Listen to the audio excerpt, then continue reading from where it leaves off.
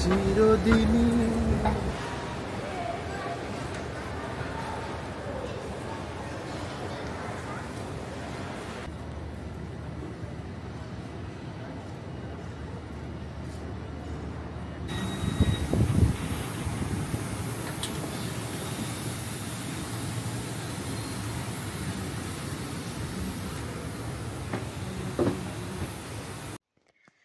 নমস্কার বন্ধুরা, আজকের এই ব্লগে আমি আপনাদের সাথে শেয়ার করব আমার একটা স্বপ্নের দিন, যা আগের বছর আমার জন্মদিনে কাটিয়েছিলাম সুইজারল্যান্ড ট্রিপে। গ্রিন্ডেলওয়াল্ডের পর নেক্সট ডে আমরা বাসেল থেকে ইন্টারলেকেন গিয়েছিলাম। এই ট্রিপটা ছিল পুরো সিনেমাটিক। এটা ছিল সেই গল্প যেটা মনের মধ্যে হয়তো সবচেয়ে ভালো ট্রাভেল মেমোরি হিসেবে থেকে যাবে। গ্রিন্ডেলওয়াল্ড ব্লগে আমি ট্রেন জার্নির গল্প আগেও করেছি। ওটা বাসেল থেকে বার্ন, তারপর বার্ন থেকে ইন্টারলেকেন ছিল। কিন্তু এই দিন আমরা সকালবেলাতেই বাসেল থেকে ডিরেক্ট ইন্টারলেকেন যাওয়ার ট্রেন পেয়েছিলাম। একই রুট, বার্নের উপর দিয়েই যাবে। আর প্রত্যেকবার এই ট্রেন জার্নি করে আমি একটা জিনিস বুঝতে পারি যে সুইস আল্পসকে আমি কখনোই আমার ক্যামেরায় বন্দি করতে পারবো না। এত সুন্দর সে প্রকৃতি নিজেকে যেন এক আলাদাই ক্যানভাসে তুলে রেখেছে। যেখানেই যায়, যত দূরেই চোখ যায়, শুধু সৌন্দর্যে ভরপুর। ইন্টারলেকেনের ইন্টার মানে হচ্ছে মাঝখানে, আর লেকেন কথার অর্থ হলো লেক। আসলে এই ছোট্ট শহরটা দুটো লেক, থুন আর ব্রিজের মাঝখানে অবস্থিত। স্টেশন থেকে বেরিয়েই চারপাশটা দেখে খুব ভাল লাগলো। ওয়েদারটা হালকা ঠান্ডা আর আকাশটা মেঘলা, মেঘে ঢাকা পাহাড়।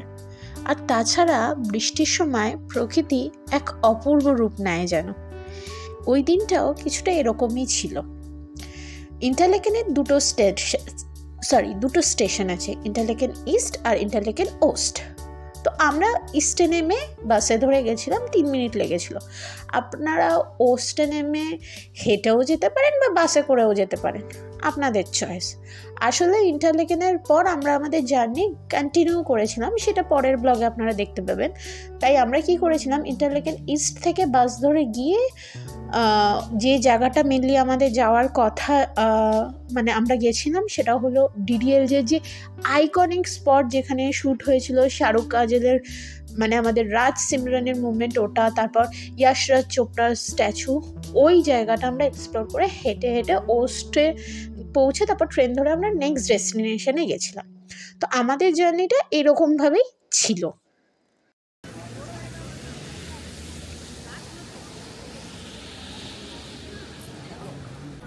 বন্ধুরা, আমরা এখন বললাম তো ইন্টারলেকেনে বাসে করে নেমে পড়েছি। স্টেশন থেকে মোটে 2 মিনিট লাগলো। তো আমরা এখন যে জায়গাটায় দাঁড়িয়ে আছি সেখানে ডিডিএলজের একটা ফেমাস সিকোয়েন্স শ্যুট হয়েছিল, যেটা আপনাদের আমি যখন এডিট করব নিচে আপনারা দেখতেই পাবেন।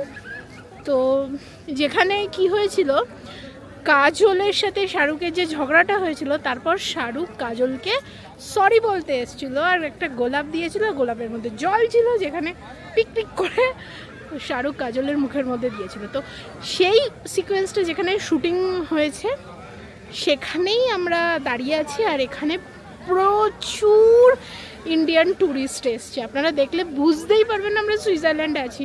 মনে হবে কি আমরা কাশ্মীরের কোনো একটা পার্টে বা নর্দার্ন রিজিয়নের কোনো ইন্ডিয়ার একটা পার্টে আছি।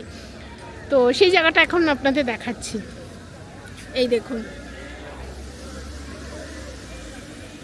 এই যে এই সেই গাছটা যেটা এখনো আছে, আর এই দিকটা হচ্ছে সেই ঝর্ণাটা। আপনারা যদি ডিডিএলজে আবার আমার ব্লগটা দেখার পর কারোর যদি দেখার ইচ্ছা হয়, জায়গাটা মিলিয়ে দেখবেন, তাহলে আপনারা বুঝতে পারবেন।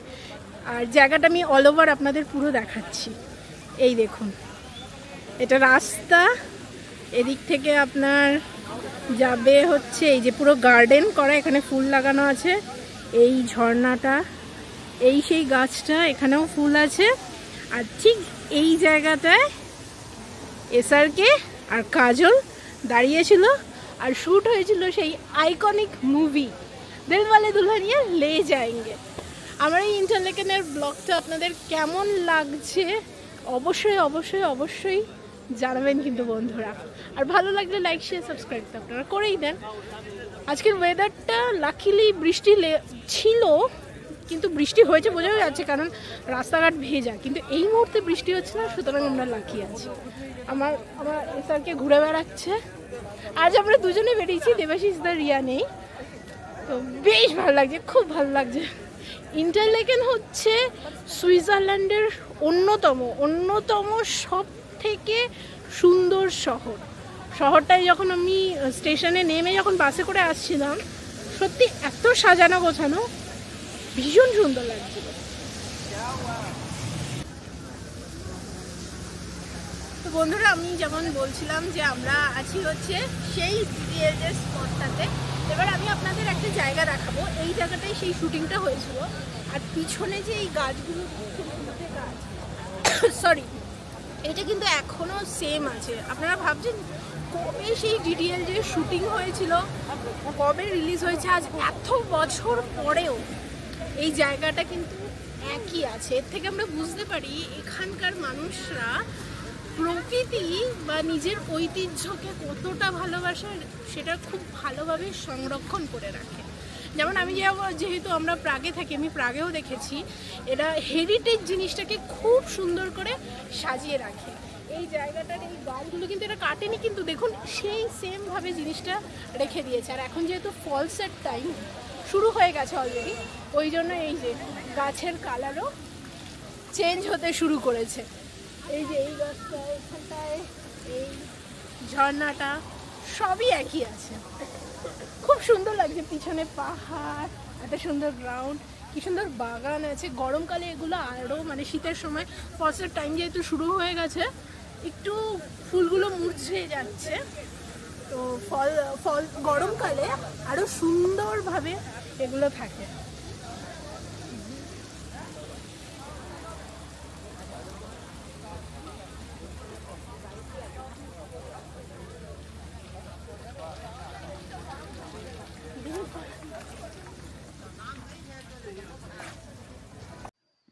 হালকা হালকা বৃষ্টি শুরু হয়েছিল। আমি জার্নির শুরুতেই বলেছিলাম না আপনাদের, আকাশ মেঘলা ছিল, তো বৃষ্টি শুরু হয়েছিল। বেশি দেরি না করেই আমরা অপোজিটে হাঁটা লাগালাম ইয়াশরাজ চোপড়া স্ট্যাচু দেখব বলে।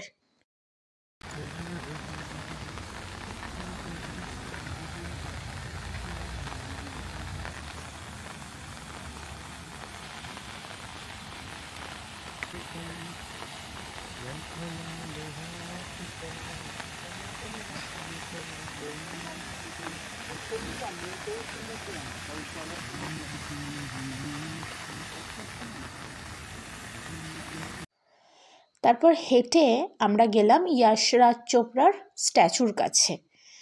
ওনার কন্ট্রিবিউশনকে রেসপেক্ট জানাতে সুইস ট্যুরিজম ওনার এই মূর্তিটি তৈরি করেছিল।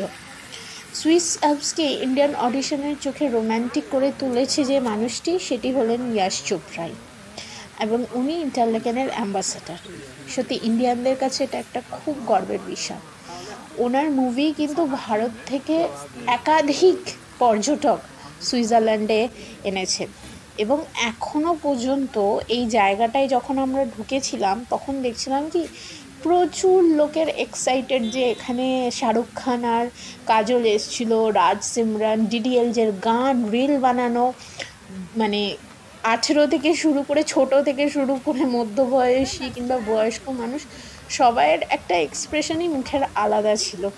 এই জায়গাটা এতটাই আইকনিক। সত্যি এটা কিন্তু খুবই স্পেশাল, কারণ প্রথম ইন্ডিয়ান কোনো ফিল্ম মেকার যিনি সুইজারল্যান্ডে স্ট্যাচু পেয়েছেন এবং অ্যাম্বাসেডর হয়েছেন। ওনার সিনেমার পরই কিন্তু, যেটা বললাম, প্রচুর পর্যটক এখানে এসছেন, এমনকি এখনও এসে যাচ্ছে। এই স্ট্যাচুটা এটারও সিম্বল যে সিনেমা, লাভ অ্যান্ড নেচার সব একসাথে সেলিব্রেশন পেয়েছে এখানে। এমনকি আমিও একটা ফিল করতে পারছিলাম যে সত্যি এখানে সেই আইকনিক মুমেন্টটা, সেই মুহূর্তটার শুটিং হয়েছে। শুধু তাই না, এই ক্যাসিনোটার সামনে কিন্তু বাস্তব মুভির আরেকটা সং আছে, মেরি দুনিয়া হে তুঝমে কাহি, ওরও একটা পার্ট এখানে শ্যুট হয়েছে।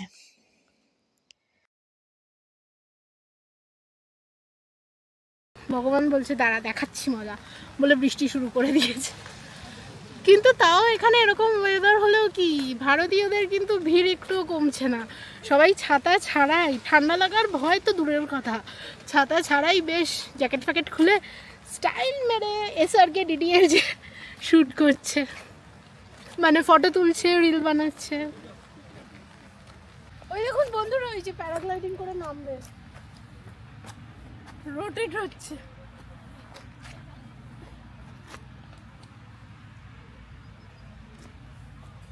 ওই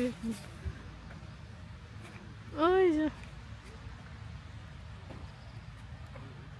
আরেকটা ওদিকে নামছে, ওই যে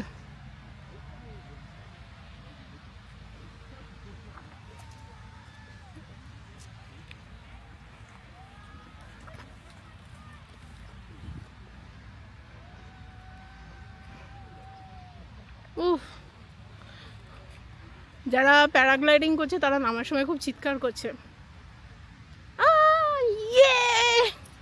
সত্যি এটা একটা অন্যরকম অ্যাডভেঞ্চার, পাখির মতো আকাশে ওরা।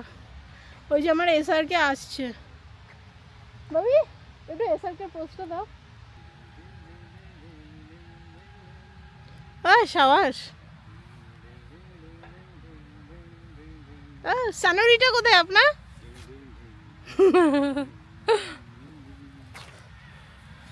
এবার বন্ধুরা আমাদের ফেরার পাড়া, তবে বাসে করে আর যাবো না, হেঁটে হেঁটেই যাবো, যাতে একটুখানি সিটিটাও ওই দিকটায় আপনাদের দেখাতে পারি। তাহলে সাথে থাকুন আর দেখতে থাকুন আমাদের সেকেন্ড ট্রিপ ব্লগ।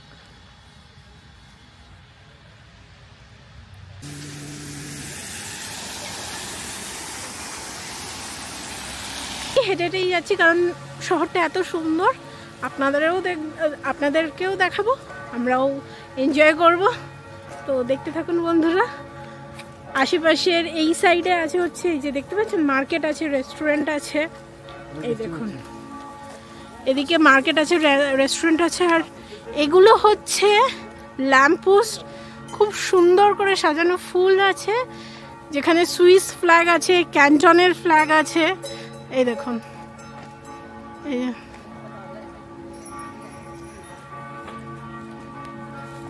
চার্চের ঘন্টা বাজছে। আমার বড় দিকে একটা সুভিনিয়ার শপে গেছে,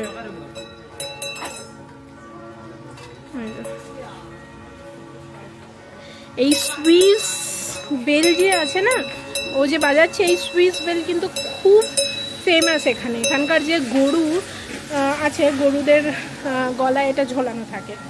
সুতরাং আপনারা সুইজারল্যান্ডের ভিলেজে যান না কেন, যেখানে গরু ঘাস খাচ্ছে বা গরু চড়ছে, তখন আপনারা এই বেলের আওয়াজ শুনতে পাবেন। আর এখানের এই সুভেনিয়ারটাও ভীষণ ফেমাস, প্রচুর লোক সুভেনিয়ার দেখছে। এই দিকটাই হচ্ছে মাঠ যেখানটা আমরা ছিলাম, এই যে।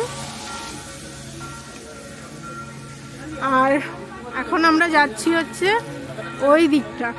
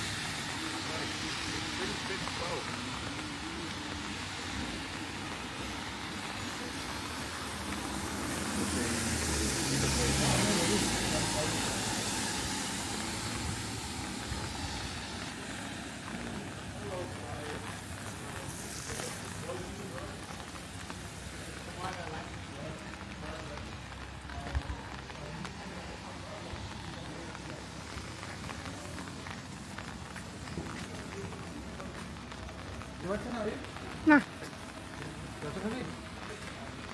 এখন খেতে ইচ্ছা।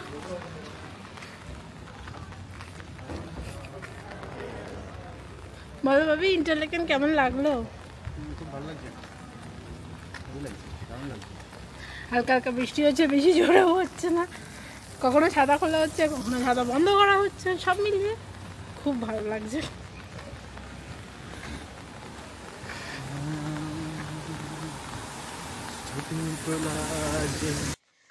এখান থেকে বেরিয়েই আমরা আস্তে আস্তে নদীর দিকে নদী বলছি, নদীর পাড় ধরে হেঁটে স্টেশনের দিকে এগিয়ে যাচ্ছিলাম, ইন্টারলেকেন ওস্ট। এইটুকু সময় যেটা আমরা 10 মিনিটের হাঁটাটা লাগিয়েছি, এত ভাল লাগছিল। চার্চে বেল বাজছিল, তারপর ছোট ছোট রাস্তার পাশে ক্যাফে, কি সুন্দর সাজানো, সত্যি কোনায় কোনায় পোস্টকার্ডের মতো। জলটার যে কালার ছিল নদীর, পুরো টারকুইশ কালার, কোনো ফিল্টার আমি লাগাইনি। আর ওদিকে যেহেতু মেঘ করে এসছিল, বৃষ্টি হচ্ছিল, আমি একটা টাইম দেখছিলাম কি মেঘগুলো আস্তে আস্তে একদম নিচে চলে আসছিল। উফ, আমার মনে হচ্ছিল কি এখানে যেন জন্মের পর জন্ম এখানেই থাকি, এইভাবেই তাকিয়ে থাকি, এইভাবেই বসে থাকি। অ্যাকচুয়ালি সুইজারল্যান্ড যাওয়া আমার কাছে একটা কোথাও যেন, মানে কি বলবো, খুব ইমোশনের ব্যাপার। হয়তো সুইজারল্যান্ড না, আমি যে কোনো পাহাড়েই গেলে ঠিক এতটাই ইমোশনাল কানেক্ট হই। আমি তো মাঝে মাঝে বলি আগের জন্মে হয়তো কোনো আমি পাহাড়ি মেয়েই ছিলাম। তো পাহাড় আমার এতটাই প্রিয়। ঠিক সেই দিনকে ইন্টারলেকেনটাও এরকমই আমার একটা ফিল এসেছিল। তারপর হাঁটতে হাঁটতে আমরা আমাদের নেক্সট গন্তব্যে গেলাম। এবার নেক্সট গন্তব্য কোথায় সেটা আপনারা নেক্সট ব্লগে দেখতে পাবেন। আপাতত আমার আজকের ইন্টারলেকেন ব্লগটা কেমন লাগলো অবশ্যই বলবেন। ভালো লাগলে তো আপনারা লাইক শেয়ার করেই দেবেন। ভালো থাকবেন বন্ধুরা, টাটা।